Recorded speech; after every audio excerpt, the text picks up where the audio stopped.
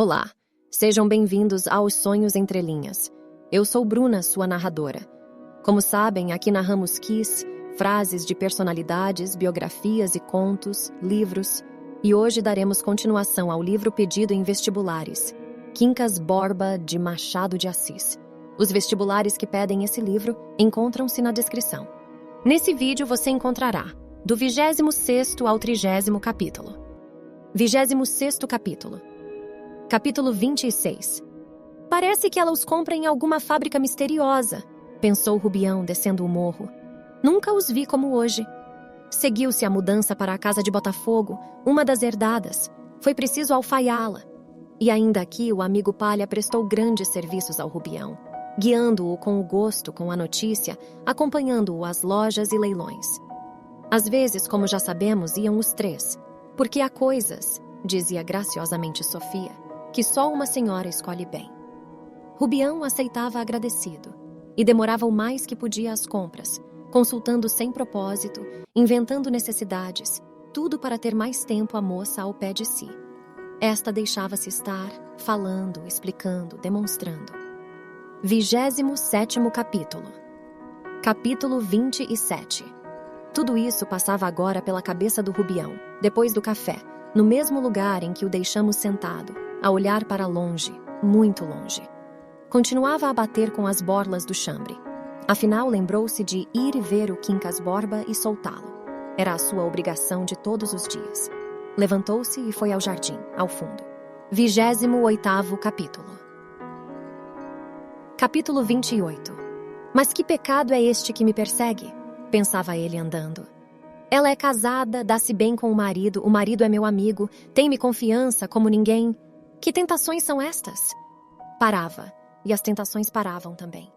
Ele, um santo antão leigo, diferençava-se do anacoreta em amar as sugestões do diabo, uma vez que teimassem muito. Daí a alternação dos monólogos. É tão bonita, e parece querer-me tanto. Se aquilo não é gostar, não sei o que seja gostar. Aperta-me a mão com tanto agrado, com tanto calor. Não posso afastar-me, ainda que eles me deixem, eu é que não resisto. Quincas Borba sentiu-lhe os passos e começou a latir. Rubião deu-se pressa em soltá-lo. Era soltar-se a si mesmo por alguns instantes daquela perseguição. Quincas Borba! Exclamou, abrindo-lhe a porta. O cão atirou-se fora. Que alegria! Que entusiasmo! Que saltos em volta do amo! Chega a lamber-lhe a mão de contente, mas Rubião dá-lhe um tabefe que lhe dói. Ele recua um pouco, triste, com a cauda entre as pernas. Depois o senhor dá um estalinho com os dedos, e ei-lo que volta novamente com a mesma alegria. Sossega! Sossega! Quincas Borba vai atrás dele pelo jardim fora, contorna a casa, ora andando, ora aos saltos. Saboreia a liberdade, mas não perde o amo de vista. Aqui fareja, ali para acossar uma orelha, acolacata uma pulga na barriga, mas de um salto galga o espaço e o tempo perdido, e cose-se outra vez com os calcanhares do senhor. Parece-lhe que Rubião não pensa em outra coisa, que anda agora de um lado para outro unicamente para fazê-lo andar também e recuperar o tempo em que esteve retido. Quando Rubião estaca, ele olha para cima, à espera. Naturalmente, cuida dele. É algum projeto, saírem juntos ou coisa assim agradável. Não lhe lembra nunca a possibilidade de um pontapé ou de um tabefe. Tem o sentimento da confiança e muito curta a memória das pancadas. Ao contrário, os afagos ficam-lhe impressos e fixos, por mais distraídos que sejam. Gosta de ser amado, contenta-se de crer que o é. A vida ali não é completamente boa nem completamente má. Há um moleque que o lava todos os dias em água fria, usança do diabo, a que ele se não acostuma. Jean, o cozinheiro, gosta do cão. O criado espanhol não gosta nada. Rubião passa muitas horas fora de casa, mas não o trata mal, e consente que vá acima, que assista ao almoço e ao jantar, que o acompanhe à sala ou ao gabinete. Brinca às vezes com ele, fala-o pular. Se chegam visitas de alguma cerimônia, manda-o levar para dentro ou para baixo. E resistindo ele sempre, o espanhol toma-o a princípio com muita delicadeza, mas vinga-se daí a pouco, arrastando-o por uma orelha ou por uma perna, atira-o ao longe, fecha-lhe todas as comunicações com a casa. Perro do inferno! Machucado, separado do amigo, Quincas Borba vai então deitar-se a um canto e fica ali muito tempo calado. Agita-se um pouco até que acha a posição definitiva e cerra os olhos. Não dorme, recolhe as ideias, combina, relembra. A figura vaga do finado amigo passa-lhe acaso ao longe, muito ao longe, AOS pedaços. Depois mistura-se a do amigo atual e parecem ambas uma só pessoa. Depois outras ideias. Mas já são muitas ideias. São ideias demais. Em todo caso, são ideias de cachorro, poeira de ideias.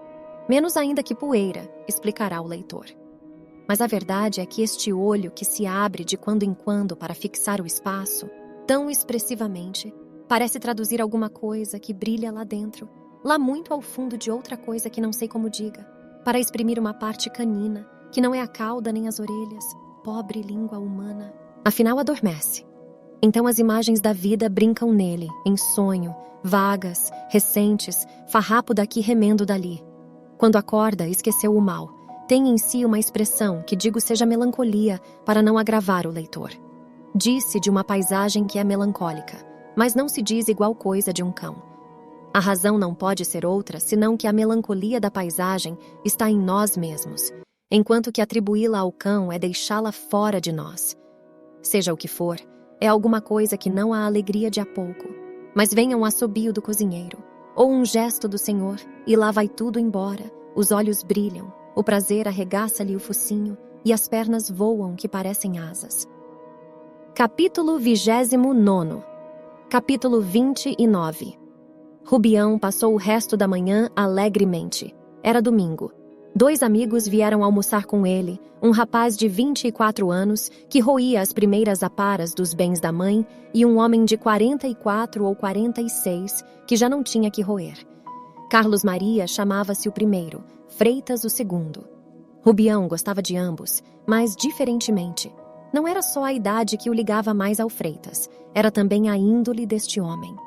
Freitas elogiava tudo, saudava cada prato e cada vinho com uma frase particular, delicada, e saía de lá com as algibeiras cheias de charutos, provando assim que os preferia a quaisquer outros. Tinha-lhe sido apresentado em certo armazém da rua municipal, onde jantaram uma vez juntos.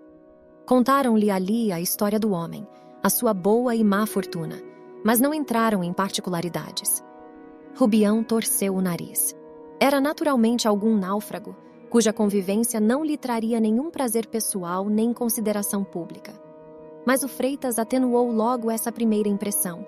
Era vivo, interessante, anedótico, alegre como um homem que tivesse 50 contos de renda. Como Rubião falasse das bonitas rosas que possuía, ele pediu-lhe licença para ir vê-las. Era doido por flores. Poucos dias depois apareceu lá. Disse que ia ver as belas rosas. Eram poucos minutos. Não se incomodasse o Rubião se tinha que fazer. Rubião, ao contrário, gostou de ver que o homem não se esquecera da conversação, desceu ao jardim onde ele ficara esperando e foi mostrar-lhe as rosas. Freitas achou-as admiráveis. Examinava-as com tal afinco que era preciso arrancá-lo de uma roseira para levá-lo a outra. Sabia o nome de todas e ia apontando muitas espécies que o Rubião não tinha nem conhecia. Apontando e descrevendo assim e assim deste tamanho. Indicava o tamanho abrindo e arredondando o dedo polegar e o índex. E depois nomeava as pessoas que possuíam bons exemplares. Mas as do Rubião eram das melhores espécies. Esta, por exemplo, era rara, e aquela também, etc. O jardineiro ouvia-o com espanto. Tudo examinado, disse Rubião. Venha tomar alguma coisa. Que há de ser? Freitas contentou-se com qualquer coisa. Chegando acima, achou a casa muito bem posta. Examinou os bronzes, os quadros, os móveis, olhou para o mar. Sim, senhor, disse ele. O senhor vive como um fidalgo. Rubião sorriu. Fidalgo, ainda por comparação, é palavra que se ouve bem. Veio o criado espanhol com a bandeja de prata, vários licores e cálices, e foi um bom momento para o Rubião. Ofereceu ele mesmo este ou aquele licor. Recomendou, afinal, um que lhe deram como superior a tudo o que em tal ramo poderia existir no mercado. Freitas sorriu incrédulo. Talvez seja encarecimento, disse ele. Tomou o primeiro trago, saboreou-o devagar, depois segundo, depois terceiro. No fim, pasmado, confessou que era um primor. Onde é que comprar aquilo? Rubião respondeu que um amigo, dono de um grande armazém de vinhos, o presenteara com urna garrafa. Ele, porém, gostou tanto que já encomendara 3 dúzias. Não tardou que se estreitassem as relações. E o Freitas vai ali almoçar ou jantar muitas vezes, mais vezes ainda do que quer ou pode, porque é difícil resistir a um homem tão obsequioso, tão amigo de ver caras amigas. 30º Capítulo 30. Rubião perguntou-lhe uma vez: Diga-me, senhor Freitas, se me desse na cabeça ir à Europa, o senhor era capaz de acompanhar-me? Não. Por que não? Porque eu sou amigo livre, e bem podia ser que discordássemos logo no itinerário. Pois tenho pena porque o senhor é alegre. Engana-se, senhor. Trago esta máscara risonha, mas eu sou triste. Sou um arquiteto de ruínas. Iria primeiro às ruínas de Atenas, depois ao teatro ver o pobre das ruínas, um drama de lágrimas. Depois, aos tribunais do Falências, onde os homens arruinados... E Rubião ria-se. Gostava daqueles modos expansivos e francos. Aqui encerra-se esse vídeo. Se gostou, se inscreva para não perder nenhum capítulo. Deixe seu like para nos ajudar e compartilhe para ajudar alguém que você conhece que precisa saber desse vídeo. Obrigada por nos acompanhar. Até o próximo vídeo com mais capítulos de Quincas Borba.